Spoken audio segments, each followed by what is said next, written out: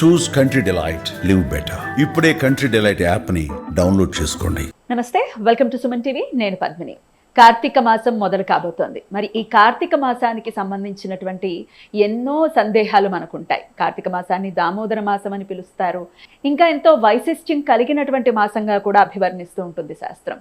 మరి ఈ మాసం గురించి తెలుసుకోవటమే కాకుండా మన జీవితాల్లో మనకు అనేక రకమైనటువంటి సందేహాలు ఉంటాయి. ధర్మాన్ని ఎలా అనుసరించాలి, ధర్మాన్ని పట్టుకుంటే వచ్చేటటువంటి లాభాలు ఏమిటి, ఇటువంటి సందేహాలు అనేకం వస్తూ ఉంటాయి. వీటన్నిటిని నివృత్తి చేయడానికి మనతో పాటు సిద్ధంగా ఉన్నారు ఇస్కాన్ నుంచి గౌరంగ్ దర్శన్ దాస్ ప్రభుజీ గారు.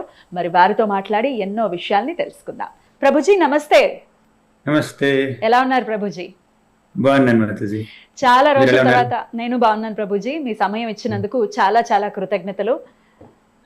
మీరు హైదరాబాద్ రావడం కుదరలేదు, ఆన్లైన్ చేయాల్సి వస్తుంది. కానీ సమాచారం ఎటు నుంచి ఎలా వచ్చినా పర్వాలేదు, ఉద్ధరించడానికి మా జీవితాలని ఖచ్చితంగా. ఎందుకంటే రకరకాల ప్రశ్నలు ఎప్పటికప్పుడు వస్తూనే ఉంటాయి. సరే, మీరు ఇప్పుడు బాంబేలోనే ఈకో విలేజ్ లోనే ఉన్నారా? కరెక్ట్. ఏమేమి కార్యక్రమాలు జరుగుతున్నాయి ప్రభుజీ? మాకు ప్రతిరోజు మంగళహారతి ఉంటుంది పొద్దున 4:30కి. మా విగ్రహాలు శ్రీ శ్రీ రాధా బృందావన్ బిహారీ, శ్రీ గౌరాంగ మహాప్రభు విగ్రహాలు. ఇక్కడ మా కమ్యూనిటీలోనే ఒక 300-400 మంది భక్తులు ఉంటారు. 100 ఎకరాల పైన స్థలం ఇది. ఇక్కడ గోశాల ఉంది. అంటే వచ్చి వెళ్తూ ఉంటారా లేకపోతే అక్కడే ఉండిపోతారా ఈ 400 మంది? వచ్చి వెళ్లే వాళ్ళు చాలా మంది ఉంటారు. వాళ్ళు వచ్చి గెస్ట్ హౌస్ లో ఉంటారు 2 రోజులు, 3 రోజులు, వారం రోజులు అలా. అంతే. అంటే ఈ కమ్యూనిటీలో ఉన్న వాళ్ళు ఇంకా బయటకు వెళ్ళకుండా ఈ కమ్యూనిటీలోనే మా భక్తులు కొంతమంది, సీనియర్ భక్తులు కొంతమంది ఒక స్కూల్ చేశారు. జమ్స్ అంటారు దాన్ని, Govardhan English medium school, Gems. Okay. అంటే నేను నా ఉద్దేశం ఎట్లాంటి కరికులం ఉంటుంది, ఎట్లా ఉంటుంది వాళ్ళ లెర్నింగ్ స్టైల్? Regular curriculum. అంటే ఇనిషియల్ గా ఫస్ట్ లో కొంచెం స్పిరిచువల్ ఇది ఉంటుంది, ప్రేయర్స్ ఉంటాయి, మంగళారతి చేయడం, తర్వాత తులసి పూజ చేయడం, ఇటువంటి స్పిరిచువల్ ప్రోగ్రామ్ ఒక 30 గంట వరకు ఉంటుంది. మిగిలినంతా regular subjects, mathematics, science, social అవన్నీ జరుగుతూనే ఉంటాయి అవన్నీ రెగ్యులర్ గా. అద్భుతం. ఆశ్వయుజ మాసం అయిపోతోంది, ఇంకా నెక్స్ట్ పౌర్ణమి, ఇంకా పక్షం రోజులు ఉన్నాయి. అయినప్పటికీ నెక్స్ట్ వచ్చేది చాలా చాలా వైభవోపేతమైనటువంటి మాసం అని ఖచ్చితంగా చెప్పుకోవచ్చు. ఎందుకంటే శివకేశవులు ఇద్దరికీ అభేదంగా చూసేటటువంటి మాసం, ఇద్దరికీ ఇష్టమైనటువంటి మాసం అని కూడా అభివర్ణిస్తూ ఉంటుంది శాస్త్రం. కార్తీక మాసం లేదా దామోదర మాసం అని పిలువబడేటటువంటి ఈ మాసం వైశిష్ట్యం ఏమిటి, ఎట్లా వినియోగించుకోవచ్చు ఆ మాసాన్ని, ఒకసారి మీ ద్వారా ప్రభుజీ. కార్తీక మాసం గురించి హరిభక్తి విలాసంలోను, పద్మపురాణంలోను, ఇంకా ఎన్నెన్నో శాస్త్రాల్లో ఎన్నో విధాలుగా ఈ కార్తీక మాసం యొక్క గొప్పతనాన్ని చెప్పారు.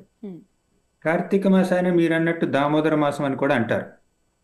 మనం తిలకం పెట్టుకుంటాం కదా, కేశవాయ నమః, నారాయణ నమః, మాధవాయ నమః, గోవిందాయ నమః అని భగవంతుడి యొక్క నామాలు, ఆ విష్ణు నామాలు జపిస్తూ మన శరీరం మీద 12 చోట్ల మనం తిలకం, వైష్ణవ తిలకం పెడుతూ ఉంటాం. వైష్ణవులు పెడుతూ ఉంటారు. అవే 12 నామాలు అయితే అవే 12 నామాలు.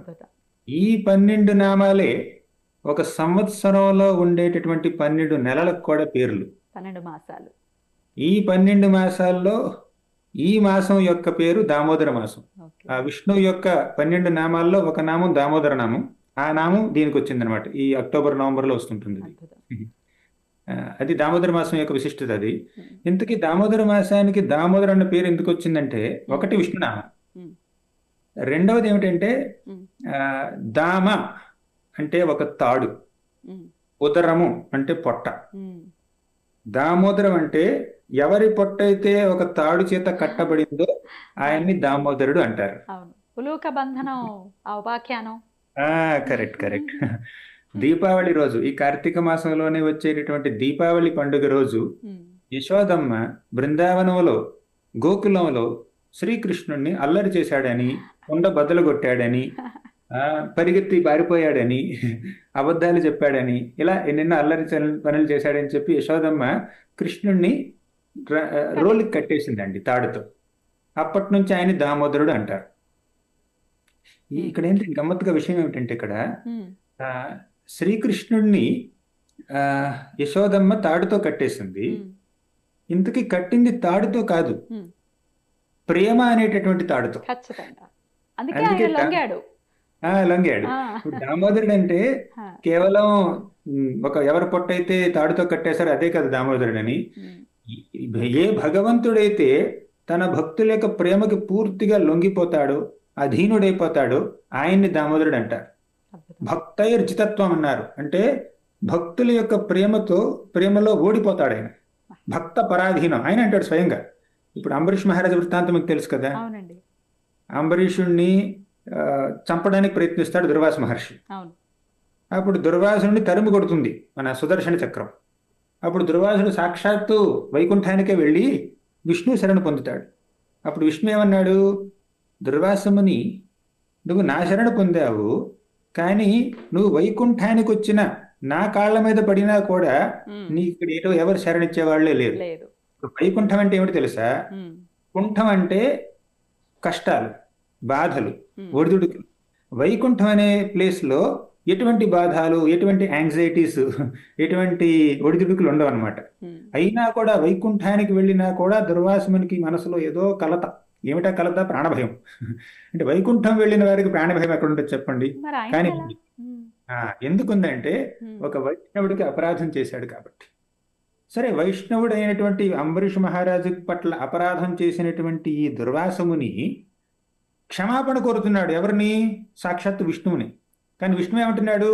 అహం భక్త పరాధీనో హ్యస్వతంత్ర ఇవ ద్విజాః అన్నాడు. నేను భక్త పరాధీనుణ్ణి, అంటే భక్తుల అధీనంలో ఉంటాను. ఉమ్, హి అస్వతంత్ర, ఎటువంటి స్వతంత్రత నాకు లేదు, స్వేచ్ఛ నాకు లేదు.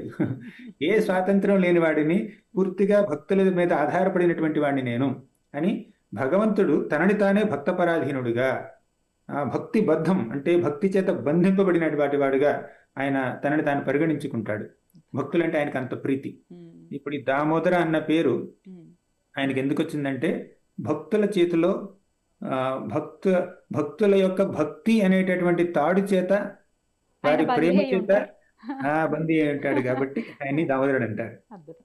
ఆ, మరి అది మనం దామోదర కూడా మాసంలో బందీ జరిగింది. చేసుకోవచ్చా? అంత భక్తి మనకు అంటే ఆవిడంటే యశోద మాత, ఆవిడకి ఉమ్. మాత్రం కుదిరింది అని అనుకునే పక్షంలో మనకి అసలు అది సాధ్యపడుతుందంటారా?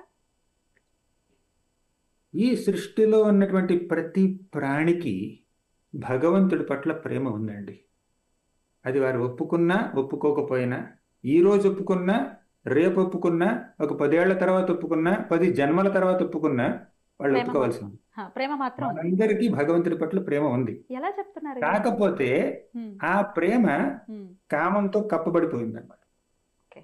కోరికలతో, కామంతో, క్రోధంతో, లోభంతో ఈ ప్రపంచాన్ని, ఈ ప్రపంచంలో ఉన్నటువంటి వస్తువుల్ని, వ్యక్తుల్ని, వనరుల్ని అనుభవించాలి, స్వాధీనం చేసుకోవాలి ఉమ్, అన్నటువంటి ఒక దుష్ట చింతన వల్ల ఉమ్, మనకి భగవంతుడి పట్ల ఉన్నటువంటి ప్రేమ కప్పబడిపోయిందండి.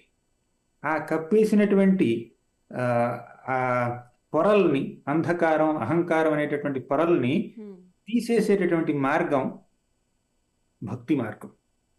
ఆ భక్తి మార్గంలో మనకి ప్రిస్క్రైబ్ చేసినటువంటి సాధన ఉంటుంది చూడండి, నవవిధ భక్తి మార్గాలు: శ్రవణం, కీర్తనం, విష్ణోః స్మరణం, పాదసేవనం, అర్చనం, వందనం, దాస్యం, సాఖ్యం, ఆత్మనివేదనం. ఇలా ఈ నవవిధ భక్తి మార్గాల్ని మనం తూచా తప్పకుండా ఎంతో భక్తితో, శ్రద్ధతో ఆచరిస్తే అప్పుడు మనసులో ఉన్నటువంటి అంధకారం, అహంకారం, కామం, క్రోధం అన్ని తొలగిపోయి మనకి భగవంతుడి పట్ల ఉన్నటువంటి ప్రేమ బయటపడుతుంది. ఆ ప్రేమకు ఆయన అధీనుడు అవుతాడు. మన ప్రేమతో ఆయన్ని అధీనం మనం చేసుకునేంత వరకు మనం మాయ యొక్క అధీనంలో ఉన్నాం. కరెక్ట్. అదనమాట. అద్భుతం అండి. మరి దామోదర మాసాన్ని మరి ఎలా వినియోగించుకోవాలో కూడా ఒకసారి. తప్పకుండా. ఇప్పుడు హరిభక్తి విలాసం అని సనాతన గోస్వామి వారు రచించారు ఒక పుస్తకం. ఇంకా వ్యాస భగవానుడు సాక్షాత్తు రచించినటువంటి పుస్తకం కాదు, పురాణం, పద్మ పురాణం. ఆయన ఎన్నెన్నో పురాణాలు రాశారు. అందులో పద్మ పురాణం గురించి మనం చాలా వింటుంటాం. అందులో ఏం రాశారంటే ఆయన, కార్తికే ఖండ దీపం యో దదాతి హరి సన్నిధౌ దివ్య కాంతి విమానాగ్రే రమతే సహరే పురే అన్నాడు. అంటే కార్తికే అఖండ దీపం యో, ఎవరైతే కార్తీక మాసంలో హరి సన్నిధౌ, ఆ హరి యొక్క సన్నిధిలో అఖండ దీపాన్ని వెలిగిస్తారో, యో దదాతి హరి సన్నిధౌ, ఎవరైతే ఆ భగవంతుడికి దీపదానం అంటే దీపాన్ని అర్పిస్తారో, అంటే దీపదానం అంటే దానం అన్న మాట మనం ఎన్నో విధాలుగా అర్థం చేసుకుంటాం. ఉమ్, అంటే ఎవరైనా కష్టాల్లో ఉంటే వారికి సహాయం చేయడం అదొక దానం. అవును. కానీ ఇక్కడ దీపదానం అంటే భగవంతుడికి మనం కష్టాల్లో ఉన్నట్టు దానం చేస్తాం అలా కాదు. ఇక్కడ దీపదానం అంటే దీపాన్ని అర్పించడం, అర్పించు. నివేదన చేయడం. ఉమ్, ఆయన ఏమన్నారంటే కార్తీకే అఖండ దీపం యో దదాతి. దదాతి అంటే ఇవ్వడం, ఇవ్వటం. అంటే అర్పించడం, సమర్పించడం. ఉమ్, ఎవరైతే హరి సన్నిధిలో కార్తీక మాసంలో ఒక దీపాన్ని భగవంతుడికి అర్పిస్తారో దివ్యకాంతి విమానాగ్రే రమతేస హరే పురే. ఆ హరి యొక్క పురం అంటే వైకుంఠానికి వెళ్ళిపోతారు. ఎలా వెళ్తారు? దివ్యకాంతి విమానాగ్రే, ఎంతో దేదీప్యంగా వెలిగిపోతున్నటువంటి విమానంలో, వైకుంఠ విమానంలో వారు వైకుంఠానికి వెళ్తారండి. ఇది పద్మపురాణం మనకు చెప్తుంది. ఇంకా కేవలం చాలా దీపం కూడా. అర్పించినంత మాత్రాన ఎంత సులభతరం. అసలు కలియుగంలో ఉండటం ఒక రకంగా అదృష్టవంతులమే మనం. ఖచ్చితంగా అది కలిగాం కాదు, ఏ యుగంలోనైనా కూడా. ఇప్పుడు ఒక మాట చెప్తాను వినండి. హా. ఇప్పుడు దివాళీలో సేల్స్ వస్తాయి కదా, బంపర్ సేల్స్. ఉమ్, ఇది ఈ చీరలు అమ్మేవాళ్ళు, తర్వాత బట్టల షాప్ వాళ్ళు, ఎలక్ట్రానిక్ ఒకటి ఐటమ్స్. కొంటే 2 ఫ్రీ, 2 కొంటే 4 ఫ్రీ, 50% డిస్కౌంట్, 70% డిస్కౌంట్. Correct. అది దీపావళి అప్పుడు ఇస్తారు, సంక్రాంతి అప్పుడు ఇస్తారు, దసరా అప్పుడు ఇస్తారు. Correct. ఎందుకంటే వాళ్ళు రెగ్యులర్ గా ఆ ప్రొడక్ట్ ని వాళ్ళు కొంత ధరకి అమ్మినా కూడా పండుగ కాబట్టి వాళ్ళు కొంచెం తగ్గించిస్తారు. హా. అలాగే ఇప్పుడు ఈ కాన్సెప్ట్ ఎక్కడి నుంచి వచ్చింది? మన దగ్గర నుంచేనా? భగవంతుడు సనాతనం నుంచేనా? అంతే సనాతన ధర్మమేనండి. ఇప్పుడు ఈ మోడర్న్ వ్యక్తులు కానీ, సినిమా డైరెక్టర్లు కానీ, ఇంకెవరైనా కూడా ఏ కొత్త కొత్త ఐడియాలు వచ్చినా అవన్నీ భగవంతుడి నుంచే వస్తున్నాయి, సనాతన ధర్మం నుంచే వస్తున్నాయి. ఇక్కడి నుంచి అడాప్ట్ చేసుకోవాల్సిందే. ఇప్పుడు భగవంతుడు సాధారణంగా దయామయుడు. ఆయనకి వ్యక్తుల పట్ల, భక్తుల పట్ల, అందరి పట్ల దయ ఉంటుంది. కానీ కొన్ని పండుగ రోజుల్లో, ముఖ్యంగా ఆయన బృందావనంలో ఉన్నప్పుడు, అంటే ఒక పుణ్యక్షేత్రంలో, కొన్ని పుణ్యతిథుల్లో ఆయన యొక్క కృప పెరిగిపోతుంది అనమాట. చాలా ఎక్కువ ప్రసన్నంగా ఉంటాడు ఆయన. అందుకే ఆ రోజు దర్శనం చేసుకోవడానికి చాలా మంది భక్తులు వెళ్తూ ఉంటారు. హా. అలాగే కార్తీక మాసం, దామోదర మాసం ఆయనకి ఎంతో ఇష్టమైనటువంటి మాసం కాబట్టి, పైగా తాను భక్తుల భక్తి చేత, ప్రేమ చేత బంధింపబడతాడు అని నిరూపించినటువంటి మాసం కాబట్టి, అంటే దీపావళి రోజే యశోదమ్మ కృష్ణునికి కట్టేసింది. అంటే ఆ దీపావళి అప్పుడు, ఆ కార్తీక మాసంలోనే ఆయన భక్తుల భక్తి చేత ఎంత బంధింపబడతాడో నిరూపించుకున్నాడు.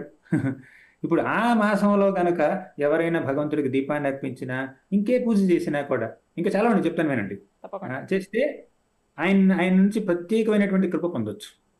ఇంకో మాట, పురతో వాసుదేవస్య దీపం దత్వా తు కార్తికే ప్రాప్నోతి శాశ్వతం స్థానం సర్వబాధా వివర్జితం.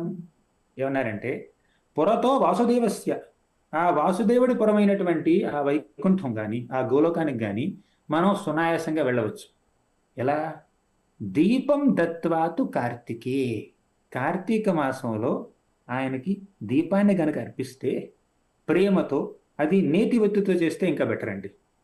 నేతితో కనుక మనం దీపం చేస్తే, ఇంకా చెప్పాలంటే, తులసి ఉంటుంది కదా, తులసి చెట్టు బాగా ఎండిపోయిన తర్వాత ఆ ఎండినటువంటి ఆ తులసి యొక్క చిన్న చిన్న పుల్లలు ఉంటాయి చూడండి, బెరడు. అవును. ఆ పుల్లలు, ఆ బెరడు, దానికి గనక మనం కాస్త ఒత్తిని చుట్టి దాన్ని నేతిలో ముంచి, ఓ.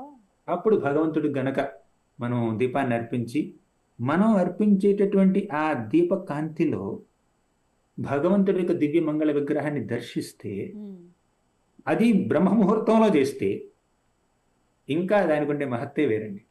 అద్భుతం. తర్వాత ఎలా అంటే, దీపం ఎలా అర్పిస్తాం మనం? సర్కిల్స్ లో, అవునా? అలా పైకి వెళ్తాం, కిందకు వస్తుంటాం, పైకి వెళ్తాం, కిందకు వస్తుంటాం. అవును. ఈ ప్రపంచంలో ఏం జరుగుతుంది మనకి? జననం, మరణం, కష్టం, సుఖం, లేదంటే సుఖం, కష్టం, గెలుపు, ఓటమి. ఇలా అప్పుడు పైకి వెళ్తుంటాం, అప్పుడు కిందకు వస్తుంటాం అనమాట. Correct. సర్కిల్స్. ఈ జనన మరణ చక్రాల్లో, గెలుపు ఓటముల చక్రాల్లో, తర్వాత జయాపజయాల చక్రాల్లో మనం ఇరుక్కున్నాం కదా. ఆ చక్రం నుంచి బయటపడాలంటే మనం ఈ దీపచక్రంలో భగవంతుడి యొక్క విగ్రహాన్ని చూస్తే, ఆయన యొక్క అందాన్ని చూస్తే ఈ చక్రం నుంచి బయటపడతాం. ఆ ఆ దీపం చక్రం కొండెక్కింది అంటే మనం కూడా మన జీవితాల్లో కొండెక్కినట్టే అని అనుకోవచ్చా ప్రభుజీ? మరి విషయం ఏమిటంటే, దీపం ఎప్పుడు కొండెక్కుతుంది? దానిలో ఉన్నటువంటి నూనె గాని, లేదంటే ఒత్తి గాని, నూనె గాని, లేదంటే ఘీ, నెయ్యి గాని అయిపోతే కొండెక్కుతుంది. అయిపోతే. రెండు బాగా గాలి వీస్తే కొండెక్కుతుంది. కరెక్ట్. ఇవి చాలా ప్రకృతి సహజమైనటువంటి విషయాలు అనమాట. ఇప్పుడు ఈ విషయాల్ని మనం మరీ ఓవర్గా సెంటిమెంటల్గా కూడా తీసుకోకూడదు. కొంతమంది ఏమిటంటే మరీ సెంటిమెంట్లు అయిపోతారు. అవును, దీపం దీపం వెలిగించాము, ఆరిపోయిందంటే ఆరిపోయింది, ఏదో అరిష్టం ఆ, అని అనుకుంటుంటారు. అరిష్టం అయిపోయింది అని కొంతమంది అనుకుంటూ ఉంటారు. Correct correct. కొన్ని కొన్ని సందర్భాలు అది నిజం కావచ్చు. నిజం ఆ, కావచ్చా? అంటే నిజం కావచ్చు. అంటే ఎలాంటి నిష్కారణంగా కానీ సందర్భాలు? ఏమైనా జరుగుంటే అది కావచ్చు. అది చాలా రేర్ అన్నమాట. కానీ ఎవరైతే నిర్లక్ష్యంతో గనక అర్పిస్తారో, హ్మ్. ఇప్పుడు నిర్లక్ష్యంగా ఉన్నారు, గాలి వస్తుంది అంటే చేయబెట్టాలి కదా. అవునండి. నేను కూడా అసలు ఆ మాత్రం ఇది కూడా లేదు. భగవంతుడికి అర్పిస్తున్నా నేను, ఈ నివేదన ఎంత పవిత్రంగా ఉండాలి, ఎంత శ్రద్ధతో ఉండాలి అన్నటువంటి కాన్షియస్నెస్ వాళ్ళకు ఉండాలి. కరెక్ట్.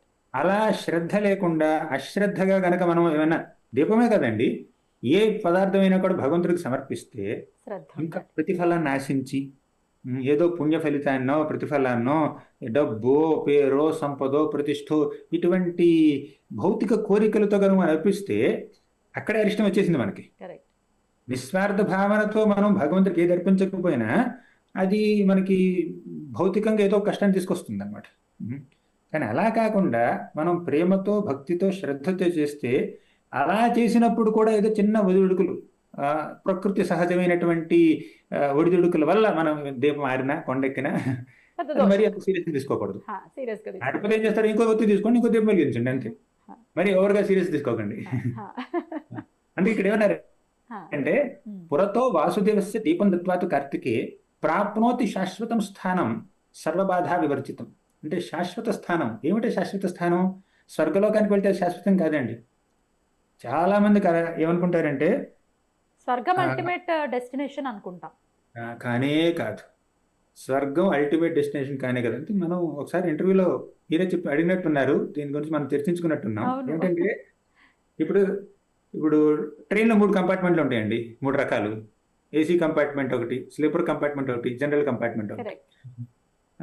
ఏసీ కంపార్ట్మెంట్లో చాలా సౌకర్యంగా ఉంటుంది. అవును.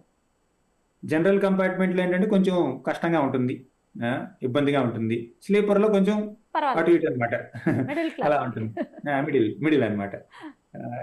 కానీ మీరు ఏసీ కంపార్ట్మెంట్లో కూర్చున్నంత మాత్రాన మీరు డెస్టినేషన్ తొందరగా వెళ్తారా? లేదు. 10 గంటల జర్నీ అయితే 10 గంటలు ఉండాల్సిందే. కరెక్ట్.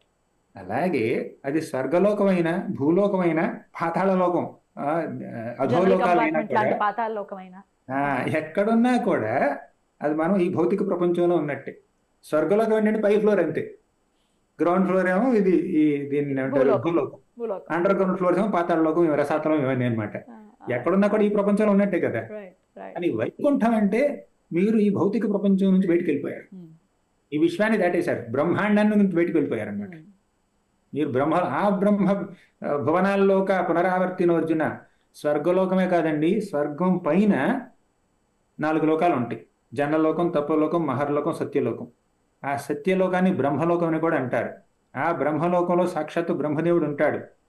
ఆ బ్రహ్మదేవుడి ఒక రోజులో స్వర్గలోకాధిపతి అయినటువంటి ఇంద్రుడి యొక్క పోస్ట్ 14 సార్లు మారుతుంది. అక్కడ ఎలక్షన్లు ఉండవు, సెలక్షన్లే అన్ని. అంటే ఇంద్రుడిని నియమిస్తాడనమాట, సాక్షాత్తు విష్ణువే నియమిస్తాడు ఇంద్రుడిని. ఎలా అయితే ఈ ప్రపంచంలో ప్రతి 5 ఏళ్లకో 10 ఏళ్లకో మంత్రులు మారుతూ ఉంటారు, అలాగే యూనివర్సల్ గవర్నమెంట్ లో ప్రతి మన్వంతరానికి ఇంద్రుడు మారిపోతాడు. ఇంద్రుడు, చంద్రుడు, వరుణుడు, వాయు వీళ్ళందరూ మారిపోతారు. అలా బ్రహ్మదేవుడి యొక్క ఒక రోజులో 14 మన్వంతరాలు ఉంటాయి. ప్రతి మన్వంతరానికి ఒక కొత్త ఇంద్రుడు అనమాట. ఇప్పుడు ఆ ఇంద్రుడు పాలించే లోకం స్వర్గలోకం. అక్కడికి వెళ్తే భూలోకంలో కన్నా ఎక్కువ భోగం దొరుకుతుంది తప్పితే అది శాశ్వత స్థానం కాదు. కానీ కార్తీక మాసంలో మనం భగవంతుడికి దీపం అర్పిస్తే అది మనల్ని శాశ్వత స్థానానికి తీసుకెళ్తుంది. అది ఇంద్రలోకానికి కాదు, బ్రహ్మలోకానికి కూడా కాదు, సాక్షాత్ విష్ణులోకానికి తీసుకెళ్తుంది అనమాట. అయితే ప్రతిరోజు మీరు ఇందాక అన్నట్టుగా అఖండం పెట్టమంటున్నారు. ప్రతిరోజు అఖండం అంటే మాకు అర్థమయ్యే భాషలో ఏమిటి అంటే 30 రోజులు అది అలా వెలుగుతూ ఉండటము అదా, లేకపోతే ప్రతినిత్యం చేయమంటున్నారు? ప్రతినిత్యం చాలు, ప్రతినిత్యం వెలిగితే చాలు. అంటే ప్రతిరోజు పొద్దున ఒకసారి, సాయంత్రం ఒకసారి, అలా లేదంటే ఒకసారి అయినా, సో ప్రతిరోజు సాయంత్రం కానీ ప్రతిరోజు పొద్దున కానీ, వీలైతే 2 సార్లు కానీ మీరు కనుక అర్పిస్తే చాలు. అఖండం అంటే కంటిన్యూస్ గా వెలగడం అనే అవసరం లేదు. చేయగలిగితే మంచిదే, అదే అంత రోజులేం లేదు. ఇంటి బయట కూడా పెడుతూ ఉంటారు. దీని తాత్పర్యం అదేనా? కార్తీక మాసంలో బయట పెట్టడం? బయట అంటే దీపావళి రోజు దీపాలతో అలంకారం చేస్తూ ఉంటారు. ఉమ్, కొంతమందికి ఏమిటంటే తులసి కోట ఇంటి ఎదురుగా ఉంటుంది అవును ట్రెడిషనల్ గా చూస్తే. అవును. ఇప్పుడు తులసి మాత ముందు ఎదురుగా పెడతారు. తర్వాత కార్తీకం అంతా లేదంటే దీపావళి రోజు ముఖ్యంగా ఇల్లంతా దీపాలతో వెలిగిస్తూ ఉంటారు. అవునండి. అది ఇంటి దగ్గర పెట్టడం ఒకటి, ఇంటి బయట ప్రాంగణంలో తులసి కోట దగ్గర పెట్టడం ఒకటి. ఇప్పుడంతా అపార్ట్మెంట్లు అయిపోయినాయిలేండి, మరి ఒకప్పుడు అలా ఉండేది. కానీ ముఖ్యంగా భగవంతుడి ఎదురుగా పెట్టాలి.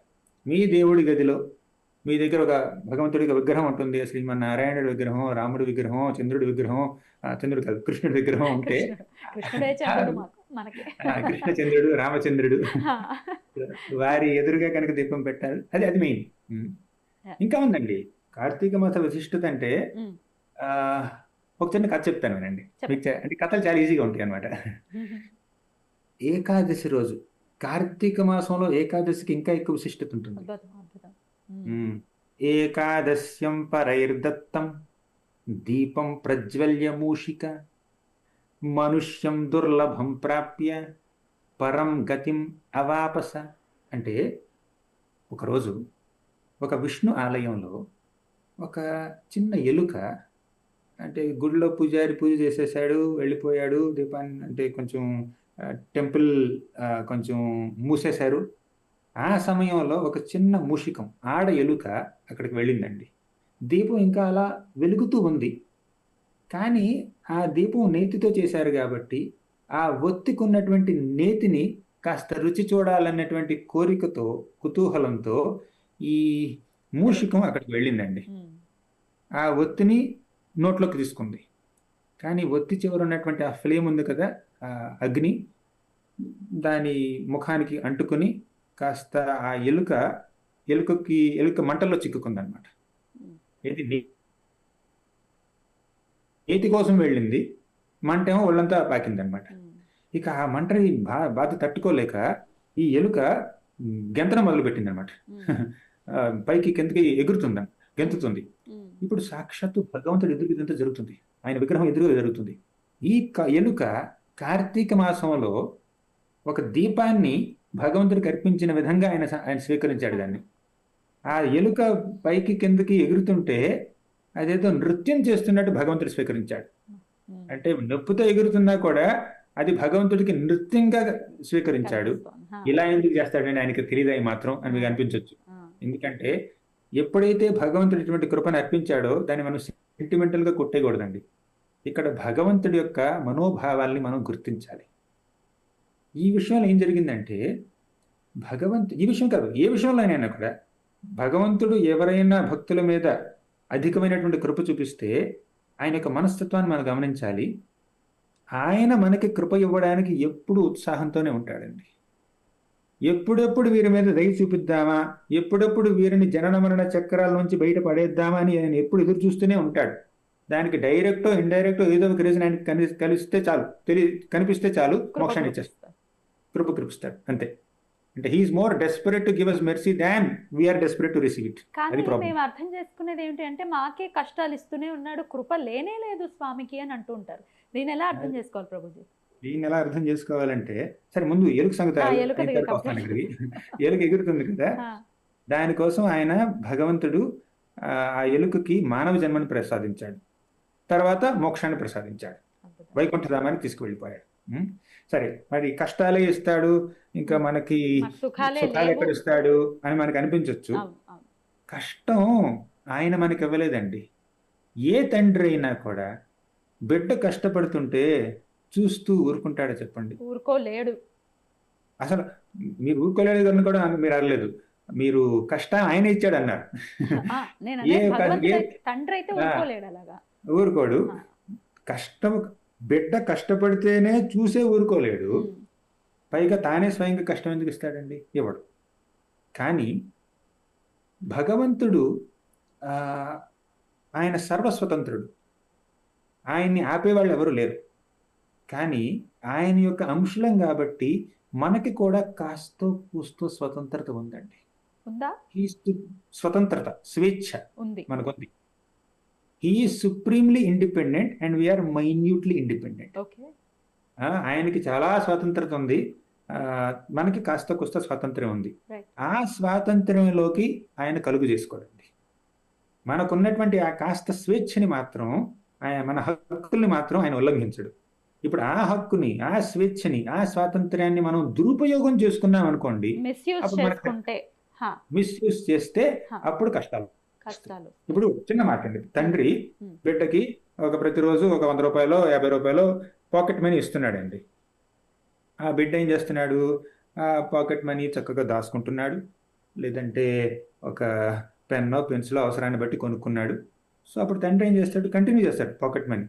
ప్లస్ ఆ పాకెట్ మనీ అంతా దాచి దాచి దాచి ఒక చక్కటి గిఫ్ట్ కొని తల్లి బర్త్డే రోజు తీసుకొచ్చి, అమ్మా నీకోసం ఇది కొన్నాను, Hmm. నా పాకెట్ మనీ, 4 రోజుల పాకెట్ మనీ అంతా దాచి నీకోసం ఇది కొన్నాను అని తీసుకొచ్చిస్తే తండ్రి ఆ బిడ్డను చూసి సంతోషిస్తాడు. ఆహా, దురుపయోగం చేయట్లేదు, Correct. వినియోగం చేస్తున్నాడు, వీడికి ఇంకా ఇవ్వచ్చు కూడా. ఇంకా ఇంక్రీజ్ చేస్తాడు. 100 రోజు 200 తీసుకుంటాడు. అవునా? కానీ ఆ పాకెట్ మనీతో వీడు సిగరెట్లు తాగాడు అనుకోండి, అనవసరమైన సినిమాలు చూశాడు అనుకోండి, ఇంకేదో దుర్వ్యసనాలకి ఉపయోగించాడు అనుకోండి, ఉన్న పాకెట్ మనీ కాస్త కట్ చేస్తాడు. కట్ చేసి తండ్రి తప్పు ఏమన్నా ఇందులో? లేదు. బిడ్డ తప్పు కదా. బిడ్డకి ఇచ్చినటువంటి ఆ కాస్త స్వేచ్ఛని దురుపయోగం చేశాడు కాబట్టి ఆ స్వేచ్ఛని కట్ చేశాడు తండ్రి, శిక్షించాడు. Right. అదేవిధంగా భగవంతుడు సర్వస్వతంత్రుడు, మనం ఆయన అంశలం కాబట్టి మనకు కాస్త కుస్త స్వేచ్ఛ స్వాతంత్ర్యం ఉంది. ఆ స్వాతంత్ర్యాన్ని మనం దురుపయోగం చేస్తే మనకి కష్టాలు వస్తాయి. ఆ కష్టాలు భగవంతుడు మనకి కావాలని ఇచ్చినటువంటివి కాదు. ఆయన ఒక సిస్టమ్ చేశాడు. ఏమిటో సిస్టమ్? ఈ మంచి పని చేస్తే ఈ మంచి ప్రతిఫలం వస్తుంది, చెడ్డ పని చేస్తే చెడ్డ ఫలితం వస్తుంది. అది ఆయన Choice is చేశాడు. yours, ఇంకంతే. అంతే, మీరు ఏం చూస్ చేసుకుంటారో మీ ఇష్టం. రైట్. అయితే తట్టుకునే విధానాన్ని కూడా ఒకసారి చెప్పండి ప్రభుజీ. ఇది ఒక కమెంట్ లో నేను చదవటం జరిగింది. ఆవిడ రాసింది అంటే ఆవిడ ఒక తల్లి, ఆవిడ అన్నది ఏమిటి అంటే, తల్లికి వచ్చేటటువంటి కష్టం దేన్ని కష్టంగా భావించదేమో కానీ తన బిడ్డల్ని తన కళ్ళ ముందే గనక తన బిడ్డలు చనిపోతే ఖచ్చితంగా దాన్ని కష్టంగా, ఇంకా దాన్ని ఎటువంటి పరిస్థితుల్లో తట్టుకునే పరిస్థితి ఉండదు ఆ తల్లికి. దేవుణ్ణి కూడా శపించే స్థాయికి వెళ్తారు అని అనటంలో అతిశయోక్తి లేదు. అటు గాంధారి కూడా అదే చేసింది అనేది మనకి పురాణాలు చెప్తూ ఉన్నాయి. అంటే బిడ్డల్ని పోయినటువంటి ఆక్రోశంలో. అయితే ఈ కష్టాన్ని ఈ తల్లి ఎలా తట్టుకోవాలి ప్రభుజీ? మీరైతే ఏం చెప్తారు? మహాభారతంలో గాంధారి శ్రీకృష్ణుని శపించినటువంటి మాట వాస్తవం. ఎందుకు శపించింది? బిడ్డ చనిపోయాడు కాబట్టి, ఆ బిడ్డ యొక్క చావుకు భగవంతుడే కారణం అని తాను నమ్మింది కాబట్టి, పైగా ఆ బిడ్డ చేసినటువంటి దురాఘాతాలని మరిచిపోయింది కాబట్టి, మర్చిపోయిందో లేదో, మర్చిపోకపోయినా గుర్తున్నా కూడా తనకి తన బిడ్డ మీద ఉన్నటువంటి ప్రేమ దాని మీద కొంచెం దానికి ఎక్కువ వెయిటేజ్ ఇచ్చేసి బిడ్డ స్త్రీని ఎలా అవమానించాడు. కుంతి మాత ఎవరండి? దుర్యోధనుడికి కూడా ఆవిడ తల్లి లాంటిదే కదా. అంటే పినతండ్రి యొక్క భార్య కాబట్టి తల్లి లాంటిదే కదా. కుంతి మాతతో పాటుగా పాండవులందరినీ లాక్షాగ్రహంలో పెట్టి దహించేటటువంటి దురాలోచన వచ్చింది ఈ దుర్యోధనుడికి. గాంధారికి తెలియదే విషయం. అంత సభలో మాయాజోదంలో ధర్మాత్ముడైనటువంటి ధర్మరాజుని ఓడించి తన భార్యని అందరి ముందు వ్యవస్థగా చూడాలన్నటువంటి దురాలోచన ఎవరికి వచ్చింది? కర్ణుడికి వచ్చింది. ఫస్ట్ గా కర్ణుడికి వచ్చింది. దాన్ని అమలుపరిచింది మాత్రం దుర్యోధనుడే. పవర్ ఆయన చేతిలో ఉంది కాబట్టి. అంటే ఇది నేను రెండే చెప్పాను మీకు. వస్త్రాపహరం చెప్పాను, లాక్షాగరం చెప్పాను, ఇలా బోల్డ్ ఉన్నాయి. ఇప్పుడు ఇన్నున్నా కూడా తల్లికి బిడ్డ మీద ప్రేమ ఉంటుంది కాబట్టి ఆ ఎమోషన్లో కృష్ణుడు ఒక మాట అంది, కృష్ణుని శపించింది. కానీ దాన్ని మనం లిటరల్గా తీసుకోకూడదు. ఇప్పుడు తల్లి అయినా కూడా తండ్రి అయినా కూడా బిడ్డ తప్పు చేస్తే మందలించాలి, సమర్థించకూడదు. బిడ్డ మీద ప్రేమ ఉండడం తప్పులేదండి, అది సహజమే. కానీ తప్పుని సమర్థిస్తే అది ప్రేమ కాదు, అది ద్వేషం అవుతుంది. చేసినటువంటి తప్పుని మనం సమర్థించకూడదు కదా, ఎంత ప్రేమ ఉన్నా కూడా. ఇప్పుడు సాక్షాత్తు శ్రీకృష్ణుడు ఉన్నాడండి, ఆయన యొక్క బిడ్డ నరకాసురుడు, అవునా? నరకాసురుడు తప్పు చేస్తే శ్రీకృష్ణుడే సాక్షాత్తు సంహరించాడు, అవునా? సత్యభామ సంహరించారు అని అంటారు, తల్లే సంహరించింది అంటారు. తల్లి పర్మిషన్ ఇచ్చింది. సత్యభామ పర్మిషన్ కాదు, ఏమందంటే అర్జెంటుగా చంపేయండి అంది. అప్పుడు కృష్ణుడు చంపాడు అనమాట. అంటే తల్లి ఆమోదంతో తండ్రి బిడ్డను వధించాడండి, అవునా? ఇప్పుడు అంటే భగవంతుడికి పార్షియాలిటీ లేదు, మనందరూ ఆయన బిడ్డలమే. ఇక ఇంకొకటి, మీరు మహాభారతంలో చెప్పారు కదా గాంధారి గురించి. ఇప్పుడు గాంధారి యొక్క కోడలు ఎవరు? ద్రౌపది మాత. ద్రౌపది, అవును. ద్రౌపదీ దేవికి అంటే కుంతి యొక్క కోడలు, గాంధారి కూడా కోడలే. నేను భానుమతిని ఆలోచిస్తూ ఉన్నాను. భానుమతి కాదు. అంటే అంటే కురువంశానికి కోడలు. ఇప్పుడు ఈ ద్రౌపది ద్రౌపదికి 5 కొడుకులు ఉన్నారండి. ఉప పాండవులు అంటారు వాళ్ళని.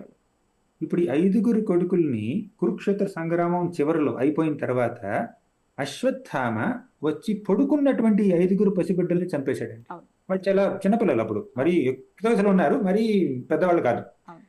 ఇప్పుడు 5 బిడ్డల్ని చంపేస్తే అప్పుడు అర్జునుడు ఒక ప్రతిజ్ఞ చేశాడు. ద్రౌపది, నువ్వు ఏడుస్తున్నావు, నీ బిడ్డలు చనిపోయారని నువ్వు ఏడుస్తున్నావు, కాబట్టి నేను ఆ అశ్వత్థామని పట్టుకుని వాడి తల నరికి నీ ఎదురుగా పెడతాను, వాడి తల మీద నిలబడి నువ్వు స్నానం చేయి అన్నాడు. అంటే క్షత్రియులు అలా ప్రతిజ్ఞ చేస్తూ ఉంటారు. ఇప్పుడు అర్జునుడు కృష్ణుడు కృష్ణార్జునుడు వెళ్ళారు, అశ్వత్థామని వెంబడించారు. అశ్వత్థామ ఏం చేశాడు? ఆ సందర్భంలో ఏం చేయాలో తెలియక, పారిపోలేక, శ్రీకృష్ణార్జునుల యొక్క కాంబినేషన్ ఎలా ఉంటుందో ఆయనకి తెలుసు కాబట్టి, కురుక్షేత్ర సంగ్రామంలో చూశాడు కాబట్టి ఏం చేయాలో తెలియక బ్రహ్మాస్త్రాన్ని విడిచిపెట్టాడు. ఉపసంహారం కూడా తెలియని బ్రహ్మాస్త్రాన్ని. కరెక్ట్. ఉపసంహారం తెలియదు కానీ బ్రహ్మాస్త్రాన్ని విడిచిపెట్టేశాడు. అంటే అశ్వత్థామకి ఇంత విలువిద్యను ఇవ్వడానికి తండ్రి అయినటువంటి ద్రోణాచార్యుడే సందేహించాడండి. ఎందుకంటే ఆత్మ నియంత్రణ లేనటువంటి శక్తి, జ్ఞానం, అది వ్యక్తిని దహించేస్తుంది. మనకి శక్తి ఉండొచ్చు, జ్ఞానం ఉండొచ్చు, డబ్బు ఉండొచ్చు, పేరు ప్రతిష్టలు ఉండొచ్చు, సంపద ఉండొచ్చు, అదంతా ఆత్మ నియంత్రణతో, సెల్ఫ్ కంట్రోల్ లేకపోతే దాన్ని దుర్వినియోగం చేస్తాం. ఇంకా హ్యాండిల్ చేయగలగాలి. సరే, ఇప్పుడు ఈ అశ్వత్థామ బ్రహ్మాస్త్రాన్ని విడిచిపెట్టాడు. అప్పుడు కృష్ణుడు అర్జునుడితో చెప్పాడు, అశ్వత్థామకి బ్రహ్మాస్త్రాన్ని ఉపసంహరించడం తెలియదు, నువ్వు ఇంకొక బ్రహ్మాస్త్రాన్ని విడిచిపెట్టి రెండింటిని కలిపి ఉపసంహరించన్నాడు. సరే, ఆ పని చేశాడు. అర్జునుడు ఫైనల్గా అశ్వత్థామని బంధించాడు. లాంగ్ స్టోరీ చిన్నగా చెప్పాలంటే బంధించాడు. బంధించి తీసుకెళ్ళి ద్రౌపది మాత ఎదురుగా పెట్టాడు. అప్పుడు ద్రౌపది ఏమందో తెలుసా? నా బిడ్డల్ని చంపావు, నువ్వు ఖచ్చితంగా చచ్చిపోవాల్సిందే అని చెప్పి ద్రౌపది వెంటనే చంపేయమని చెప్పలేదండి. చూడగానే ఏమందంటే, బిడ్డలు చనిపోతే ఆ బాధ ఎలా ఉంటుందో నాకు తెలుసు, నేను ప్రస్తుతం అనుభవిస్తున్నాను ఆ బాధ. 5 బిడ్డలు చనిపోయారు. అదే బాధని ఈ అశ్వత్థామ తల్లి అయినటువంటి కృపికి నేను కలిగించాలనుకోవట్లేదు. కృపికి ఇవ్వకూడదు. అది ఎంపతి. అంటే గాంధారి తన చెడ్డ బిడ్డలు చనిపోయారని చెప్పి కృష్ణుని శపించింది. కానీ ద్రౌపది తన మంచి బిడ్డలు చనిపోయినా కూడా ఆ చంపినటువంటి వ్యక్తిని శిక్షించలేదు. ద్రౌపది ఒక కనుసైగ అంతే క్షమిస్తుంది. కేవలం అంటే ఒక్క కనుసైగ చేస్తే చాలండి ద్రౌపది. ఈ భీముడు ఒక గుద్దితే అశ్వత్థామ అంతే చచ్చిపోతాడు. కానీ ద్రౌపదికి అంత క్షమాగుణం ఉంది. అంటే గాంధారిని తక్కువ చేయడం కాదండి, గాంధారి మహాపతివ్రత, మనం ఆవిడకి నమస్కరిస్తాం. కాకపోతే ఆ ఎమోషన్లో ఆవిడ కృష్ణుడి యొక్క యదువంశం నాశనం అవ్వాలని శపించింది. కాకపోతే ఇదంతా యదువంశం నాశనం అవ్వడానికి కారణం కేవలం గాంధారి శాపం మాత్రమే కాదు. మనం దాన్ని అట్రిబ్యూట్ చేయకూడదు గాంధారికి మాత్రమే. గాంధారి శాపం ఒక నెపం మాత్రమే. కొంతమంది ఈ మానవాళిలో ఒక వర్గం వాళ్ళు కృష్ణుడి యొక్క వంశం గాంధారి శాపం వల్ల నాశనమైంది అనుకుంటారు. అలా డైవర్ట్ అవుతూ ఉంటారు. చెప్తాను. ఇప్పుడు శ్రీకృష్ణుడు ఈ భగవద్ధామం నుంచి భౌతిక జగత్తుకు ఎందుకు వచ్చాడండి? పరిత్రాణాయ సాధూనాం వినాశాయ చ దుష్కృతాం ధర్మ సంస్థాపనార్థాయ సంభవామి యుగే యుగే. ఇది అందరికీ తెలిసిందే. చివరిని రక్షించడం కోసం, చెడ్డవారిని శిక్షించడం కోసం, పైగా ధర్మాన్ని పునరుద్ధరించడం కోసం ఆయన వస్తాడు, అందరికీ తెలిసిందే. ఇప్పుడు ఇవన్నీ ఆయన స్వయంగా చేస్తాడు. అలా ఎలా చేశాడు? వృందావనంలో చూస్తే మీరు పూతన, బకాసురుడు, అఘాసురుడు, వత్సాసురుడు, వ్యోమాసురుడు, శకటాసురుడు, ఇలా ఎంతో మంది రాక్షసుల్ని సంహరించాడు, భక్తుల్ని రక్షించాడు. కంసుని సంహరించాడు, నరకాసురుని సంహరించాడు, శల్వ అని, శిశుపాలుడని ఎంతో మంది చెడ్డవారిని సంహరించాడు. కానీ తాను దిగి వచ్చింది ఈ 3 కారణాల వల్ల. ఈ 3 పనుల్ని తాను స్వయంగా చేయడంతో పాటు తన భక్తులతో కూడా చేపిస్తాడండి. ఎవరా భక్తులు? పాండవులు. పాండవులులో చాలా ఇంపార్టెంట్ వారియర్ ఎవరంటే అర్జునుడు, భీముడు, అందరూ 5 ఉన్నారు. ఇప్పుడు వారితో కూడా దుష్ట శిక్షణ, శిష్టరక్షణ, ధర్మ సంస్థాపన చేయించాలి శ్రీకృష్ణుడు.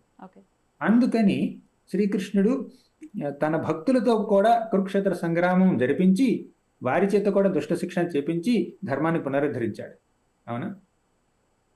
కానీ ఎప్పుడైతే భగవంతుడు భగవద్ధామం నుంచి భూకి దిగి వస్తాడో తాను ఒక్కడే రాడండి.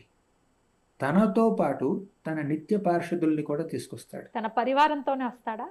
పరివారంతో వస్తాడు. పరివారం మొత్తం వచ్చారనమాట. ఇప్పుడు యదువంశంలో ఉన్నటువంటి చాలా మంది వ్యక్తులు ఉన్నారు చూడండి, కృష్ణుడి యొక్క కుటుంబ సభ్యులు. వాళ్ళలో చాలా మంది ఈ భూమికి చెందిన వాళ్ళు కాదండి, బద్ధజీవులు కాదు. వాళ్ళు సాక్షాత్తు భగవంతుడి యొక్క నిత్య పార్షదులు. ఆయన యొక్క తల్లిదండ్రులు కానీ అన్నదమ్ములు కానీ ఆయన యొక్క పరివారం అంతా భగవద్ధామం నుంచి ఇక్కడికి వచ్చింది, ఇక్కడ దిగొచ్చింది, ఈ భూమి మీదకి దిగొచ్చింది. ద్వారకలో వాళ్ళు ఉన్నారు. అది ఒక సెట్. ద్వారకావాసుల్లో యదు వంశంలో ఒక సెట్ ఏమిటంటే ఆధ్యాత్మిక జగత్తు నుంచి కిందకి దిగొచ్చిన వాళ్ళు, ఎటర్నల్ అసోసియేట్స్. ఇంకొక సెట్ ఉన్నారండి. వీళ్ళెవరో తెలుసా? ఈ దేవతలు. ఇప్పుడు కృష్ణుడు అవతరించడానికి కారణం ఏమిటి? ముందుగా మన భూమాత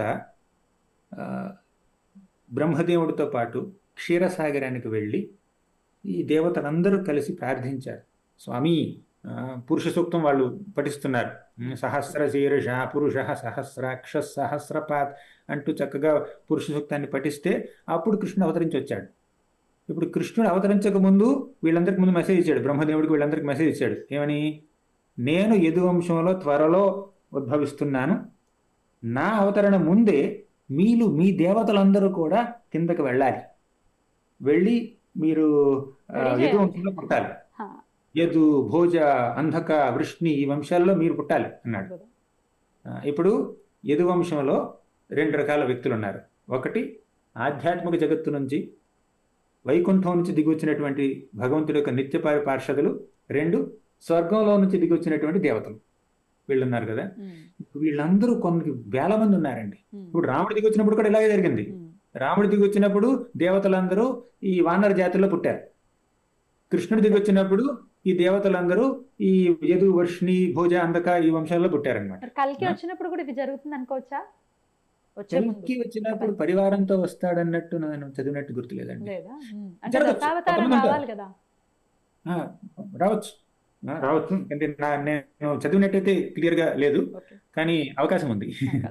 కానీ ఎందుకంటే రాముడు గాని కృష్ణుడు గాని సో వీళ్ళిద్దరు మాత్రం వాళ్ళు చాలా ఎలాబరేట్ ఇన్కార్నేషన్స్ అనమాట. ఇప్పుడు మత్స్య, కూర్మ, వరాహ, వామన, కల్కి వీళ్ళందరంటే ఒక పర్పస్ కి వస్తారు. వాళ్ళు ఎలాబరేట్ వెళ్ళిపోతారు. మోహిని పుడుతుందండి, అమృతం పంచి వెళ్ళిపోయింది అంతే. నరసింహస్వామి ఆయన వచ్చి హిరణ్యకృష్ణుడిని చంపాడు, మళ్ళీ భగవద్ధామానికి వెళ్ళాడు. అలాగే వరాహ హిరణ్యాక్షుని చంపాడు, వెళ్ళిపోయాడు. వాళ్ళు పరివారంతో రావాల్సినటువంటి అవసరం లేదు, వచ్చినా కొంతమంది వస్తారంతే. సరే, ఇప్పుడు కృష్ణుడు ఏమనుకున్నాడంటే ఈ భూమి మీద భారాన్ని నేను బాగా తగ్గించాను, నా యొక్క భక్తులైనటువంటి పాండవులు కూడా ఈ భూభారాన్ని బాగా తగ్గించారు, కానీ ఇప్పుడు నేను అవతారాన్ని చాలించవలసినటువంటి సమయం వచ్చింది, ఇంకా భూభారం తగ్గలేదు. ఏమిటా భారం? యదువంశీయులు. యదువంశంలో ఉన్నటువంటి వీళ్ళందరూ భూమికి భారం. ఏ రకంగా భారం అండి? ఆయన వంశజులే, వాళ్ళు ఎలా భారం అవుతారు? ఎన్నెన్నో కారణాలు ఉన్నాయి. 1-2 చెప్తాను నేను. ఇదంతా చెప్పండి మనకు 2-3 గంటలు కావాలి, కానీ ఇప్పుడు 1-2 చెప్తాను అంతే. ఒక కారణం ఏమిటంటే శ్రీకృష్ణుడు తన యొక్క అవతారాన్ని చాలించబోతున్నాడు. ఆయన గనక భగవద్ధామానికి వెళ్ళిపోతే ఆయన వంశంలో ఉన్నటువంటి యదువంశీయులు ఉంటారు చూడండి, వాళ్ళకి భగవంతుడి పట్ల విరహంతో ఏం చేయాలో తెలియక ఈ ప్రపంచం మొత్తాన్ని నాశనం చేసేసేవాడు. ఎప్పుడైతే సీతాదేవిని రావణాసురుడు అపహరించాడో అప్పుడు రాముడు ఈ ప్రపంచం మొత్తాన్ని నాశనం చేసేటంత బాధలో ఉన్నాడు అనమాట, విరహంతో. భక్తుడికి భగవంతుడి పట్ల విరహం కలిగిన, భగవంతుడికి భక్తుల పట్ల విరహం కలిగినా కూడా ఆ బాధలో ఆ ఆ విరహం అనేటటువంటి ఆ కష్టంలో విపత్కరం వాళ్ళు వచ్చే పరిస్థితి ఉంటుందా? ధ్వంసం చేసేస్తారు. ధ్వంసం చేయొచ్చు, చేసే చేయొచ్చు. అవకాశం ఉంది. అవకాశం ఉంది. కానీ కృష్ణుడు కనిపించింది, నేను గనక నేను ఒక్కడనే లేకపోతే వెళ్ళిపోయి వీళ్ళని ఇక్కడ వదిలిపెడితే వీళ్ళు మొత్తం ఇక్కడ ప్రపంచం నాశనం చేస్తారు, వీళ్ళని కూడా ముందు పంపించాలి. ఆ, కానీ ఎలా పంపించాలి? యదువంశాన్ని చంపేటటువంటి శక్తి ఎవరికి చెప్పండి ఈ ఎవరు? ప్రపంచంలో? అవును, ఎవరికి లేదు. అవును. ప్లస్ సాక్షాత్తు శ్రీకృష్ణుడే చంపాలంటే అది కూడా కుదరదు, తప్పది. తన కుటుంబ సభ్యులు ఎలా చెప్తాడు? అందుకని గాంధారిని ఇన్స్పైర్ చేశాడు చెప్పించడం కోసం. ఏం మాస్టర్ ప్లాన్ అండి. Master is master. అంతే. ఇప్పుడు గాంధారితో ఆ శాపం ఇచ్చే గాంధారితోనే కాదండి, కొంతమంది ఋషులతో కూడా చెప్పించాడు ఆయన, చెప్పింపచేశాడు. తెలుసు కదా మీకు, ఈ జాంబవతి యొక్క బిడ్డ సాంబుడు ఒక గర్భిణీ స్త్రీ వేషంలో వస్తాడు, తెలుసు కదా స్టోరీ అంతా. సో అలా అంటే భక్తులు అంటే కొంతమంది వ్యక్తులు తన కుటుంబ సభ్యుల్ని శపించే విధంగా చేశాడు, చేసి ఆ విధంగా వాళ్ళని భగవద్ధామానికి పంపించాడు, తర్వాత తన వెళ్ళిపోయాడు అనమాట. అంతేగా ఏ స్త్రీ శాపం వల్ల అయినా కూడా, ఏ ఋషి శాపం వల్ల అయినా కూడా భగవంతుడి యొక్క కుటుంబ సభ్యులు నిత్య పార్షదులు నాశనం అవ్వరండి. వారికి ఆయనకి అతీతుడు మీరు అన్నట్టు. కానీ ఇలా ఒక నాటకం నాటకీయంగానే ఇదంతా. ఆన్ దట్ నోట్ ప్రభుజీ, ఇది ఎలా తట్టుకోవాలి కష్టాన్ని అనేది కూడా మీరు చెప్పండి. నేను ఈ క్వశ్చన్ ఇప్పుడే అడగాలి. ఎందుకంటే స్వామి మరి ఇంత నాటకీయంగా ఉంటే గనక మన జీవితాలు ప్రతిదీ ఆయన డిసైడ్ చేసేసి గనక ఉంటే మరి ఇంకెందుకు దేవుణ్ణి నమ్మాలి? ఆల్రెడీ ఆయన సృష్టించేశాడు, ఆయనే రాసేశాడు, జరిగేది జరగక మానదు. నేను ఎందుకు నమ్మాలి? ఎందుకు పరిగెట్టాలి? ఈ పరుగుని ఎలా ఆపాలి అంటే what is your answer Prabhuji? జరిగేది జరగక మానదు, దక్కేది దక్కక మానదు, ఇవన్నీ వినటానికి చాలా బాగుంటాయి. అంటే అప్పుడు ఆలోచింపజేస్తాయి కూడా మనల్ని. కరెక్టే. ఇప్పుడు నేను ఒక చిన్న ఉదాహరణ ఇస్తానండి. ఒక టీచర్ లేదంటే ఒక ఎడ్యుకేషనల్ ఇన్స్టిట్యూషన్కి హెడ్, ఒక ప్రిన్సిపల్, హెడ్ మాస్టర్ ఎవరో, వాళ్ళు సంవత్సరం మొత్తం కరికులం ప్లాన్ చేశారు. ఏ నెలలో ఎంత సిలబస్ జరగాలి, ఎప్పుడు ఎగ్జామ్స్ పెట్టాలి, ఎప్పుడు క్వార్టర్లీ ఎగ్జామ్స్ పెట్టాలి, ఎప్పుడు హాఫ్ ఇయర్లీ ఎగ్జామ్స్ పెట్టాలి, ఎప్పుడు యూనిట్ టెస్ట్లు పెట్టాలి, ఎప్పుడు ఫైనల్ ఎగ్జామ్స్ పెట్టాలి, ఎప్పుడు వెకేషన్ ఇవ్వాలి, ఎప్పుడు మనం ల్యాబ్ ఎక్స్పెరిమెంట్స్ పెట్టాలి, ఇవన్నీ వాళ్ళు ప్లాన్ చేసేసారు. కరికులం అంతా ఫుల్ ప్లాన్, సంవత్సరం అంతా ముందే ప్లాన్ చేసేసారు. హెడ్ మాస్టర్ చేతిలో ఉందంతా షెడ్యూల్ అంతా. ప్లస్ ఇంకొకటి ఏంటంటే అప్పుడప్పుడు టీచర్లకు తెలిసిపోతుంది. ఈ పిల్లలు ఉన్నారు కదా, ఇప్పుడు క్లాస్లో 50 మంది పిల్లలు ఉన్నారనుకోండి, స్టూడెంట్స్, ఏ స్టూడెంట్లో ఎంత సత్తా ఉంది, ఎంత స్కోర్ చేయగలడు, అది కూడా టీచర్కి తెలిసిపోతుంది అనమాట. టీచర్ క్వశ్చన్ పేపర్ ఇస్తే ఈ క్వశ్చన్ పేపరు ఎంతమంది స్టూడెంట్స్ చక్కగా ఆన్సర్ చేయగలుగుతారు, ఎంతమంది సరిగ్గా చేయలేరు అన్న విషయం టీచర్ గెస్ చేయొచ్చు కొంతవరకు. ఇప్పుడు టీచర్ ఒకటి, తల్లి గురించి ఆలోచించుదాం. ఇప్పుడు తల్లి తన ఇద్దరు బిడ్డలకి ఎదురుగా పరాటా, ఇడ్లీ, దోశ, అప్పం, పులిహోర, చక్కెర పొంగలి, కేక్, ఐస్ క్రీమ్, ఇలా ఒక 10 ఐటమ్స్ పెట్టింది. ఏ బిడ్డ ఏ ఫుడ్ ఐటమ్కి అట్రాక్ట్ అవుతాడో తల్లికి ఈజీగా తెలిసిపోతుంది, అవునా? కానీ ఆ బిడ్డ ఏ ఐటమ్ చూస్ చేసుకోవాలో స్వేచ్ఛ మాత్రం బిడ్డ చేతిలోనే ఉంటుంది కదా. ఇప్పుడు హెడ్ మాస్టర్ కానీ ప్రిన్సిపల్ కానీ సంవత్సరానికి యాన్యువల్ కరికులం మొత్తం ప్లాన్ చేసేసినా కూడా, టీచరు క్వశ్చన్ పేపర్ మొత్తం ప్లాన్ చేసేసినా కూడా స్టూడెంట్ పెర్ఫార్మెన్స్ స్టూడెంట్ చేతిలో ఉంటుంది, చదవాల్సిన బాధ్యత స్టూడెంట్కి ఉంటుంది, అవునా? అలాగే తిను పదార్థాలు ఒక 10 ఎదురుగా ఉన్నా కూడా తల్లికి బిడ్డ ఏం చూస్ చేసుకుంటాడో తెలిసినా కూడా చాయిస్ మాత్రం బిడ్డ చేతిలోనే ఉంటుంది. తల్లి గెస్ట్ చేయగలిగింది కాబట్టి, ఎందుకు చేయగలిగింది? బిడ్డ గురించి పూర్తిగా తెలుసు కాబట్టి గెస్ట్ చేయగలిగింది. అప్పుడు నా బిడ్డ ఏం తీసుకుంటాడో నాకు క్లియర్గా తెలుసు అని తల్లికి ఎక్స్పీరియన్స్ వల్ల తెలుసు. కానీ తల్లికి ఎక్స్పీరియన్స్ ఉంది కదా అని చెప్పి బిడ్డకి స్వేచ్ఛ లేదని మనం అనలేం. అలాగే దీన్ని, ఈ లాజిక్ని మీరు బాగా ఇంకా ఎక్స్ట్రాపులేట్ చేస్తే, భగవంతుడికి భూత భవిష్యత్ వర్తమానాల కాలన్నీ తెలుసు. భగవంతుడికి అన్నీ తెలుసు, మనం ఏం చేస్తామో తెలుసు, మన యొక్క స్వభావం తెలుసు. తల్లి అయితే బిడ్డని 10 ఏళ్ళ నుంచి చూడొచ్చు, 5 ఏళ్ళ నుంచి చూడొచ్చు. కానీ భగవంతుడు మనల్ని కొన్ని కోట్ల జన్మల నుంచి గమనిస్తున్నాడు. మనం ఏం చేస్తాం, మన కర్మ ఏమిటి, మన స్వభావం ఏమిటి, మన యొక్క అభిరుచులు ఎలా ఉంటాయి knows everything. అంతా ఆయనకి తెలుసు. ఆ, ఆ. కాబట్టి ఆయన భూత భవిష్యత్ వర్తమానాలన్నీ ఆయనకి తెలుసు. ఆయనకి తెలుసు కదా అని చెప్పి మనకు స్వేచ్ఛ లేదు అనుకోకూడదు. మనకుండే తెలుసు, స్వేచ్ఛ మనకి మనకుంటుంది. స్వేచ్ఛ కూడా ఉంది. ఉంది. ఉమ్, మనకుండే స్వేచ్ఛ మనకుంది. ఆ స్వేచ్ఛలో ఆయన ఇంటర్ఫీర్ కాడన్న విషయం కూడా వాస్తవం. Right. మనకి ఇండిపెండెన్స్ ఇస్తాడు. ఆ ఇండిపెండెన్స్ తో ఇంటర్ఫీర్ అవ్వడు. ఆ ఇండిపెండెన్స్ తో మనం ఏం చేస్తాం ఆయనకు తెలుసు. yeah, తెలుసు. పర్యవసానం కూడా మనమే ఫేస్ చేయాల్సి ఉంటుంది, గుడ్ అయినా ఇప్పుడు బ్యాడ్ అయినా. గుడ్ అయినా మనం ఫేస్ చేయాల్సిందే. అది ఆయన ఇచ్చింది. అది ఎందుకు ఇచ్చాడు? మనం చాయిస్ చేసుకున్నాం కాబట్టి. మనం ఇప్పుడు నేను గులాబ్ జామున్ తింటే నోట్లో తీయగా ఉంటుంది, మీరు మిరపకాయ తింటే నోట్లో మండిపోతుంది, అవును. కారంగా ఉంటుంది. అవునా?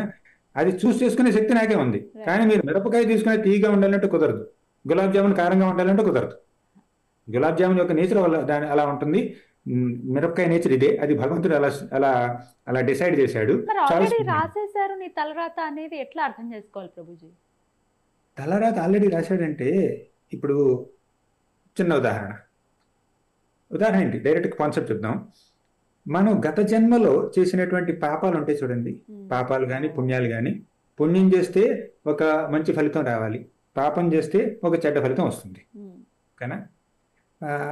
ఆ ఫలితాలను మనం అందుకోవాలనేటువంటి ఆ ప్రారంభ కర్మ మనకు ఉంటుంది.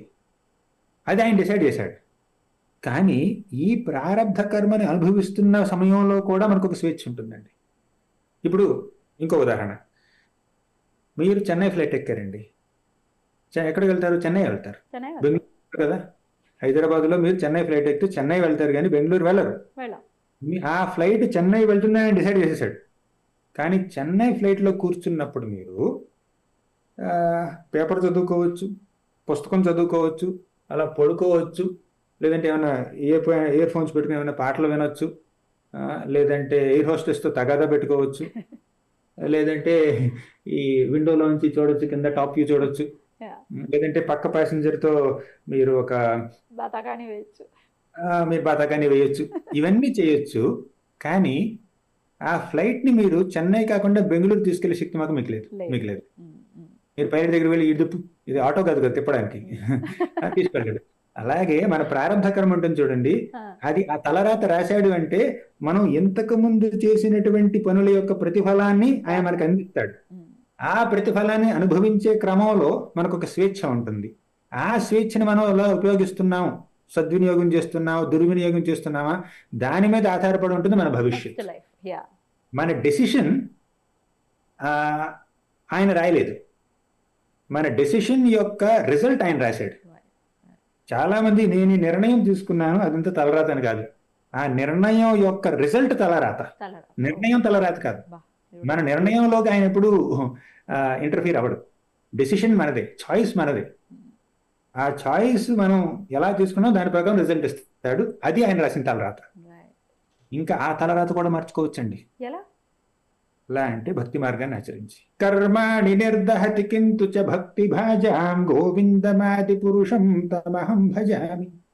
కర్మాణి నిర్దహతి అంటే, కర్మ అంటే దానికి ఎన్నెన్నో అర్థాలు ఉన్నాయండి.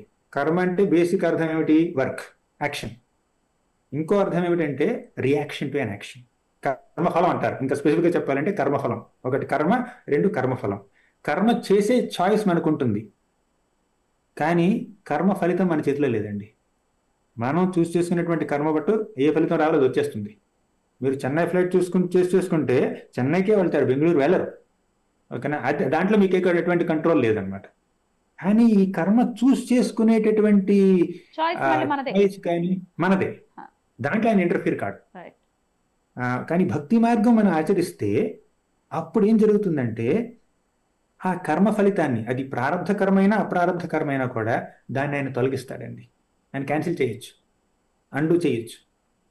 అది ఈ జన్మలోనేనా, ఇంకెప్పుడెప్పుడో జరుగుతుంది అని అనుకోవచ్చు? ఈ జన్మలో జరగచ్చు, వచ్చే జన్మలో జరగచ్చు. అది మీ యొక్క భక్తి యొక్క తీవ్రత మీద ఆధారపడి ఉంటుంది. తీవ్రత చేయాలి మనం.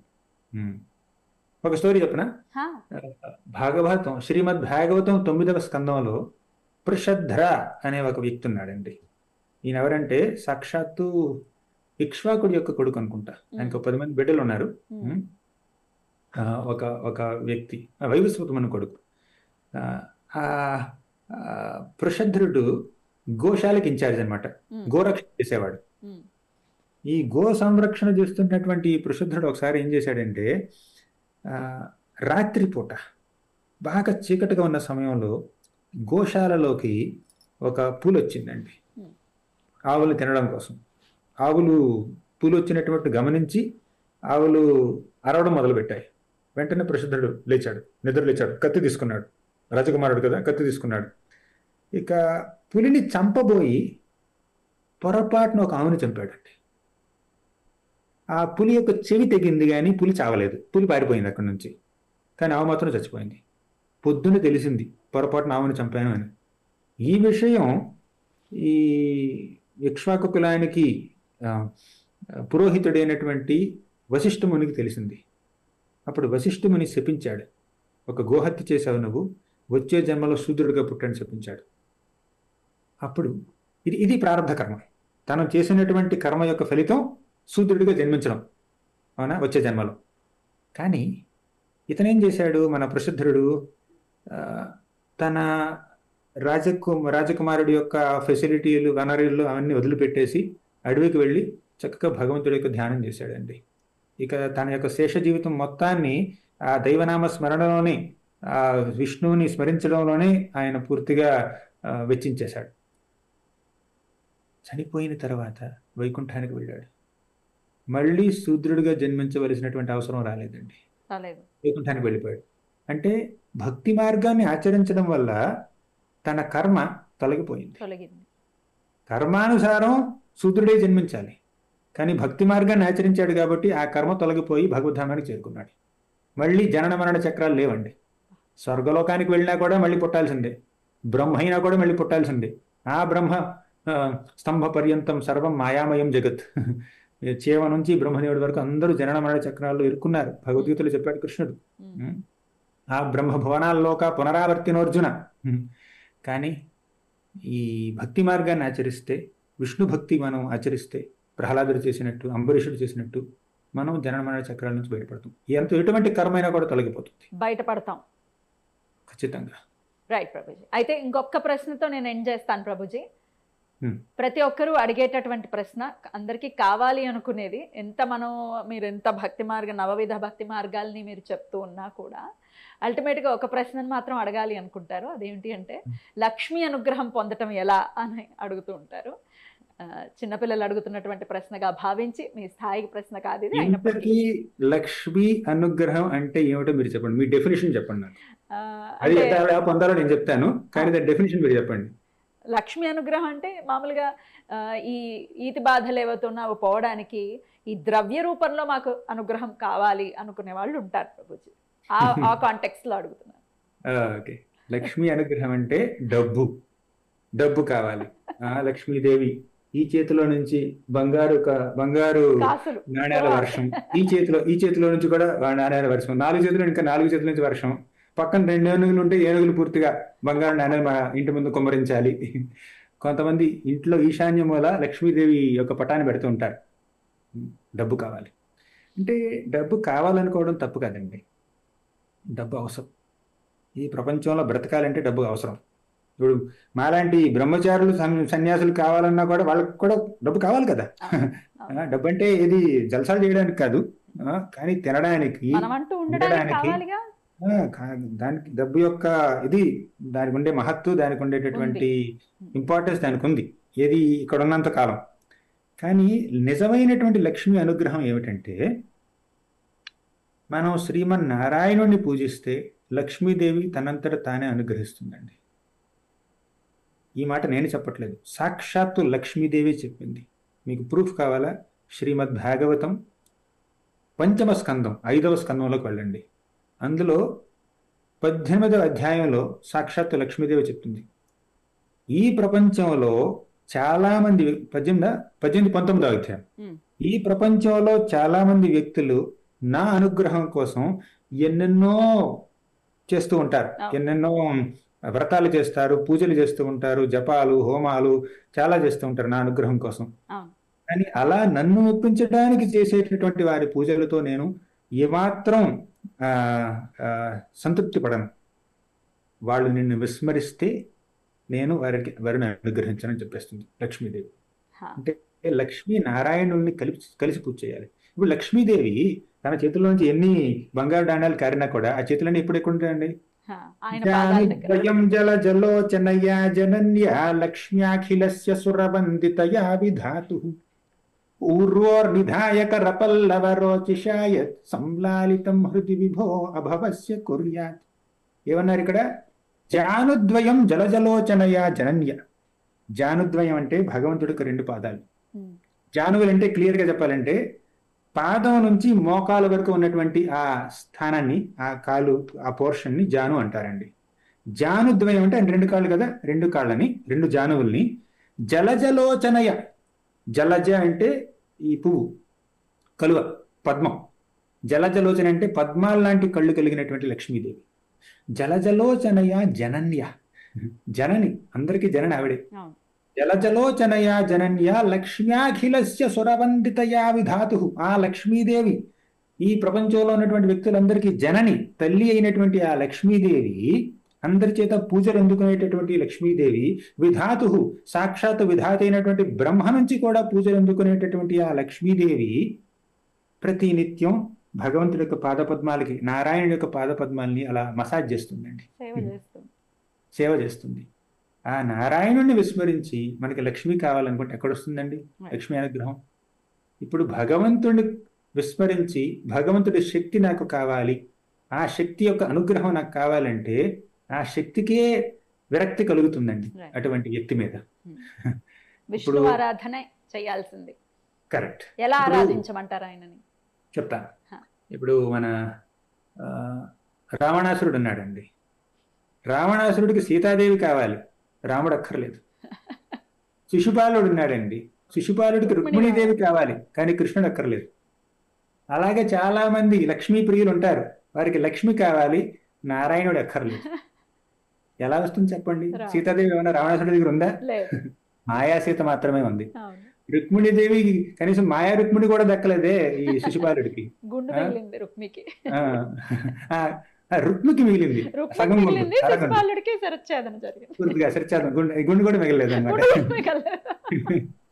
అది ఆ, కానీ ఆ, ఎవరైతే రుక్మిణీదేవిని పూజించారో కృష్ణుడితో పాటుగా, లక్ష్మీదేవిని పూజిస్తారో నారాయణుడితో పాటుగా, అలాగే రాధాకృష్ణుల్ని, ఇంకొకడు ఉన్నాడు ఒక అసురుడు శంఖచూడుడు ఉన్నాడు. వాడికి ఏమిటంటే శ్రీమతి రాధారాణి గోపికలందరూ కావాలి, కృష్ణుడి నుంచి సపరేట్ చేసి తీసుకువెళ్తున్నాడు. వాడు ఏదో ఆవుల్లాగా తీసుకెళ్తున్నాడు, కర్రతో తీసుకుని తోలుతున్నాడు అనమాట. వెంటనే కృష్ణుడు వెళ్ళి వాడిని చంపేశాడు. సో ఇలా చాలా మంది ఉన్నారు రాక్షసులు. కానీ భగవంతుడికి అనుగ్రహం కావాలి అంటే కాదు, లక్ష్మీదేవికి అనుగ్రహం కావాలంటే మనం నారాయణుడిని పూజించాలి. మరి ఎలా పూజించాలంటారా? నవవిధ భక్తి మార్గాలు ఉన్నాయి, మీకు ఇంతకు ముందే చెప్పాను నేను. ప్లస్ మనం కార్తీక మాసంతో ప్రారంభించాం కాబట్టి కార్తీక మాసంతో ఎండ్ చేద్దాం. తప్పకుండా.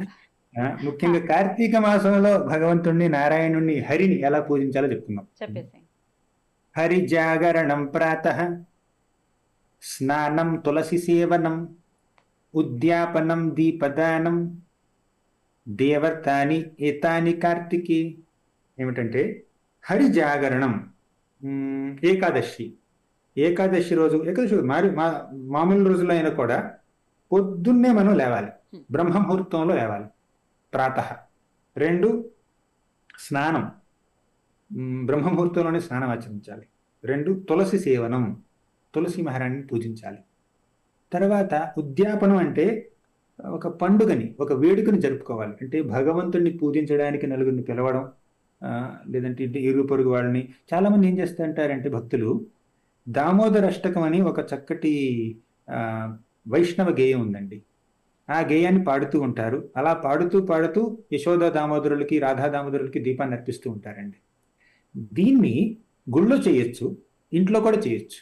అలా ఎవరైతే ఇంట్లో దామోదర అష్టకాన్ని పాడుతూ దామోదర పూజ, దామోదర ఆరతి చేస్తారో కార్తీక మాసంలో, వాళ్ళు ఇరుగు పొరుగు వాళ్ళందరినీ పిలవచ్చండి. వాళ్ళందరి చేతికి ఒక దీపాన్ని ఇవ్వచ్చు. మనం భగవంతుడికి దీపాన్ని అర్పిస్తే మనం భగవద్ధామానికి వెళ్తామే, అలా 10 మందితో దీపాలు అర్పించే విధంగా చేస్తే ఇంకెంత బాగుంటుంది చెప్పండి. సో ఈ విధంగా మనం భక్తి చేసుకోవచ్చు, అంతేకాకుండా ఎదుటివారి యొక్క భక్తికి కూడా సహకరించవచ్చు. అద్భుతం. ఈ విధంగా లక్ష్మీ కటాక్షాన్ని కూడా పొందొచ్చు. పొందొచ్చు. అద్భుతం ప్రభుజీ. ఇంకా ఎన్నెన్నో ప్రశ్నలు, ఎన్నెన్నో అడగాల్సినటువంటి విషయాలు, కానీ సమయాభావం వల్ల ఇక్కడ ఒక చిన్న పాజ్. మరొకసారి మళ్ళీ మీరు సమయం ఇచ్చిన సందర్భంలో ఇంకా మరిన్ని ప్రశ్నలు అడుగుతాం, ఇంకా ఎన్నో తెలుసుకోవాల్సినటువంటి విషయాలు మేము తెలుసుకుంటాం ప్రభుజీ. ఇప్పటికైతే మీరు సమయం ఇచ్చినందుకు చాలా చాలా కృతజ్ఞతలు Prabhuji. Thank you very much. మీరు ఎప్పుడు మంచి ప్రశ్నలు అడుగుతూ ఉంటారు. ప్లస్ మీకు శాస్త్రాల అవగాహన కూడా ఉంది కాబట్టి మీ ప్రశ్నలకు సమాధానం చెప్పడం ఈజీ. Thank you Prabhuji. అంతా ఈశ్వర అనుగ్రహం. Thank you so very much Prabhuji. నమస్తే. హరే కృష్ణ.